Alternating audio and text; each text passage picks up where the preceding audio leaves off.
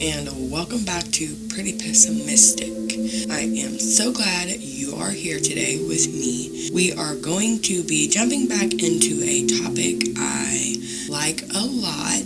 We are doing part 2 of Mandela Effects today. But all the Mandela Effects we are going to talk about today are related to food. Maybe I'm just hungry and I can't stop thinking about food. But today's video is going to be Mandela effects surrounding food-related items.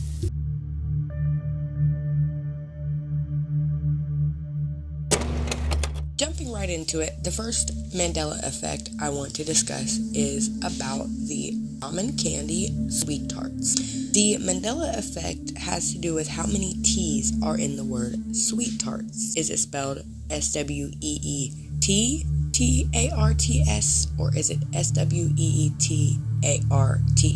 So, is there one T in the middle or two? Nowadays, the candy packaging shows one T split in half down the middle. But is that what you remember? The next Mandela effect we are going to discuss has to do with a well-known food item, ramen, and it has to do with the cup of noodles. That would be the kind you pour boiling water into, sit for a couple minutes, or maybe you throw it in the microwave. But it should be cup of noodles, and all we see nowadays is noodles. Maybe. Or maybe it's just a different brand. I don't know. But cup of noodles is what we remember. Cup noodles is what we have. The next Mandela effect has to do with Oreos. Who doesn't like that chocolatey cookie with icing in the middle? They are a staple in so many diets today.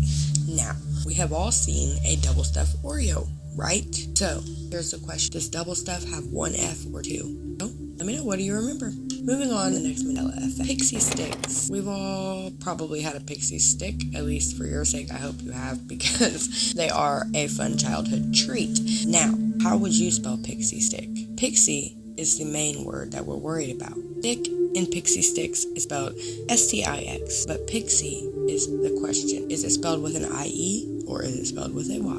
You tell me. Now, the next one has to do with one of my favorite foods, and I think it's one of many people's favorite foods. It is Chick-fil-A, or is it Chick-fil-A? Really, the only question we have is, who remembers Chick-fil-A with no K? Chick-fil-A is CHICK-FLFIL-A,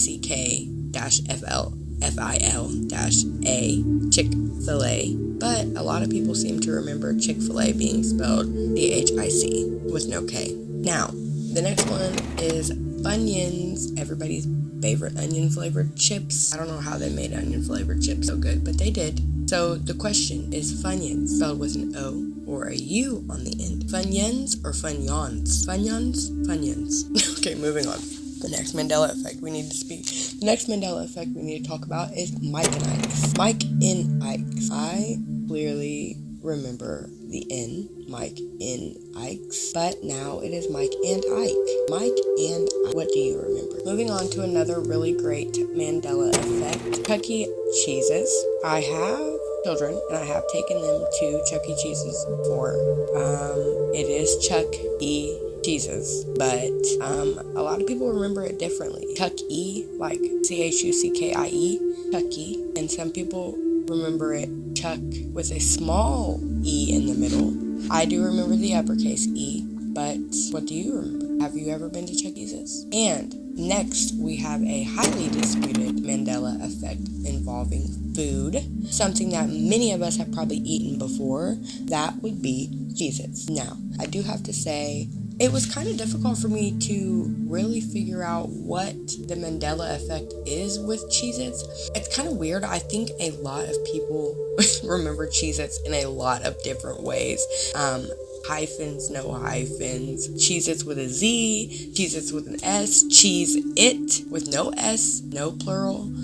There are a lot of different variations of Cheez-Its, but the main one today is Cheez-It, C-H-E-E-Z-I-T-S, Cheez-Its. So how do you remember Cheez-Its? Is it any of these ways, or is it another way completely? And finally, last but not least, one that is, it's kind of funny to me. I've never actually had this before, but maybe some of you have. Coke Zero, or what it should be known as Coca-Cola Zero. So it kind of makes me wonder, since it is Coke Zero, which is what I have known it as, that is what, a nickname? It's actually Coca-Cola Zero. So has Coke never been Coke? Coke has always been Coca-Cola as well. We just nickname it and then forget that we nicknamed it, or what?